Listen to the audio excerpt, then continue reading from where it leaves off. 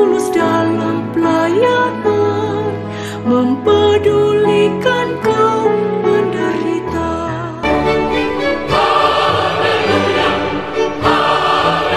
Saudara dan saudariku, sahabat Monsinyur Gabriel Manek, di mana saja Anda berada, salam jumpa untuk kita sekalian. Judul refleksi yang akan saya bawakan pada kesempatan ini adalah mencari Allah yang hidup atau yang mati. Saudara dan saudariku, Hari Raya Paskah merupakan puncak dari rangkaian Trihari Suci, yaitu Kamis Putih, Jumat Agung, dan Sabtu Suci. Peristiwa Paskah yang kita rayakan merupakan perayaan akbar seluruh umat yang percaya kepada Kristus. Peristiwa ini pun telah dirayakan oleh kaum Israel pada zaman Perjanjian Lama. Dahulu kala, orang Ibrani memaknai Paskah sebagai bentuk peringatan akan pembebasan bangsa Israel dari perbudakan di tanah Mesir. Sejalan dengan makna Paskah dalam Perjanjian Lama, kini Paskah dalam Perjanjian Baru dimaknai sebagai bentuk pembebasan umat manusia dari perbudakan dosa. Arti Paskah dalam Perjanjian Baru merupakan suatu pernyataan kasih, anugerah, dan kuasa Allah yang luar biasa. Allah meluputkan umatnya dari kutukan dan maut, membebaskan orang percaya dari perbudakan dosa, serta memberikan kepastian kebangkitan kekal di akhir zaman melalui kebangkitan Kristus. Salah satu peristiwa penting dalam perayaan Paskah ialah Tuhan bangkit dari kematiannya. Bagi kita umat Katolik, lewat peristiwa ini, kemuliaan dan keagungan Tuhan dibuktikan. Kuasa dan kerja tangan Tuhan dipercaya lebih berkuasa daripada kematian dan dosa yang selama ini telah membawa keterpurukan dan penderitaan bagi manusia. Kebangkitan Tuhan membuktikan keberadaannya di tengah-tengah manusia.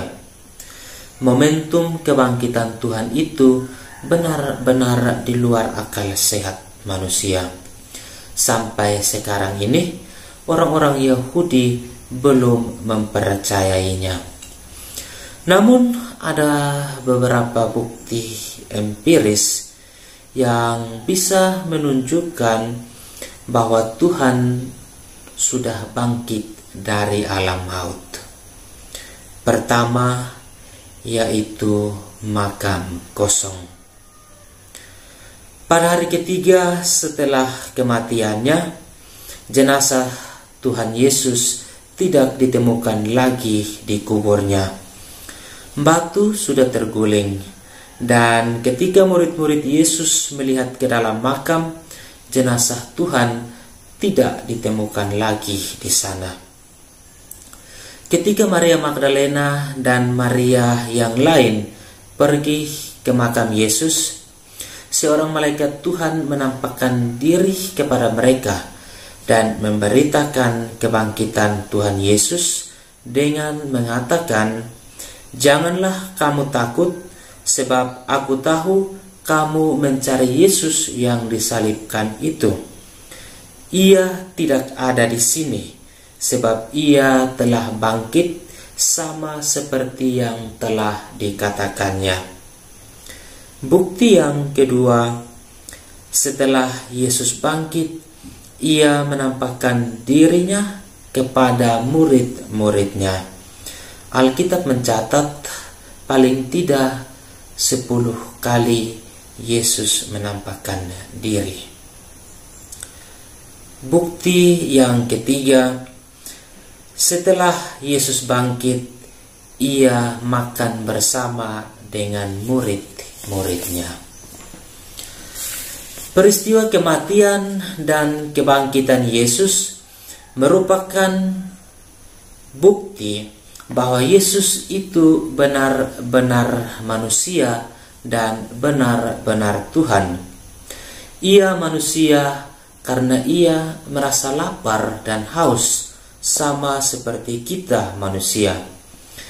Ia juga hidup sebagai manusia, merasakan penderitaan sebagaimana yang dialami oleh manusia. Tetapi di sisi lain, dia adalah Tuhan. Dia bisa menyembuhkan mata orang buta. Orang lumpuh dibuatnya berjalan. Orang kusta ditahirkan, dan ia juga membangkitkan orang yang sudah mati. Pekerjaan-pekerjaan seperti ini tentu tidak bisa dilakukan oleh manusia. Bukti kealahannya yang paling kuat adalah dia bangkit dari kematian. Kebangkitannya inilah yang menjadi inti paling dasar dari iman Katolik. Saudara dan saudariku, sekitar tahun 1960-an di Eropa dan Amerika berkembang sebuah teologi yang dikenal dengan teologi kematian Allah, yang menyatakan bahwa Allah telah mati atau Allah tidak ada lagi.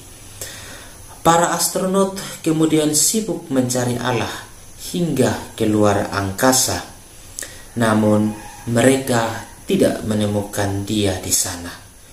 Lalu mereka kemudian menyimpulkan bahwa Allah sebenarnya tidak ada. Selanjutnya manusia lalu menobatkan diri sebagai Allah yang hidup dan meraja di dunia. Sikap dan pengalaman hidup manusia yang ingin mengesampingkan Tuhan dan bahkan menganggap Tuhan telah mati dalam hidupnya diungkapkan dengan sangat jelas oleh Kurt Marti dalam sebuah sajaknya yang berbunyi, "Dalam segala kenanganku, segala yang lain ada kecuali Tuhan. Dalam segala pengalamanku, segala yang lain ada kecuali Tuhan. Dalam segala impianku, segala yang lain ada kecuali Tuhan. Segala sesuatu dalam hidupku sudah menjadi segalanya kecuali Tuhan." Di sini Tuhan tidak lagi menjadi pusat hidup manusia dan tidak lagi menjadi tumpuan masa depannya. Singkatnya, Tuhan telah mati dalam hati dan hidup manusia. Akan tetapi, benarkah bahwa Allah telah mati? Benarkah bahwa Allah tidak ada lagi? Benarkah bahwa Allah telah dikuburkan manusia? Saudara dan saudariku, sesungguhnya yang mati itu bukan Allah, melainkan manusia itu sendiri. Manusialah yang telah mengeluarkan Allah dari dalam dirinya dan menguburkan Allah. Manusia membiarkan Allah mati dalam suara hatinya, dalam pikirannya, dan dalam perbuatannya. Manusia lalu berpikir, bertindak, dan hidup seolah-olah Allah telah mati. Inilah krisis iman yang sungguh mendasar, bila mana manusia sampai pada suatu keyakinan bahwa Allah telah mati dan tidak ada lagi. Dengan demikian, secara tidak sadar, manusia sebenarnya ingin menggantikan posisi dan peranan Allah, bahkan ingin menjadi Allah, dan dengan demikian bertindak sewenang-wenang terhadap sesama manusia dan ciptaan Tuhan lainnya. Saudara dan saudariku, perayaan Paskah mengajak kita sekalian untuk meneladani sikap para murid yang percaya, tidak gegabah, namun dengan mata iman dan cinta sanggup melihat dan percaya bahwa Tuhan sungguh hidup dan tidak mati. Paskah mengajak kita bukan untuk mencari Allah yang mati, melainkan Allah yang hidup. Paskah mengajak kita untuk mewartakan bahwa Tuhan sungguh ada, hidup dan berkarya dalam keseharian hidup kita. Dia bukanlah Allah yang mati, yang tidak peduli dengan permohonan, keluh kesah, dan nasib manusia. Sebaliknya, Tuhan adalah Allah yang hidup dan meraja dalam hati semua mereka yang mencintainya. Semoga kita pun sungguh-sungguh mencintai Tuhan sebagaimana para murid, agar kita diperkenankan untuk melihat dan percaya bahwa Tuhan sungguh bangkit dan hidup kembali dari kegelapan kematian. Selamat Pesta Paskah, Tuhan sungguh telah bangkit. Haleluya.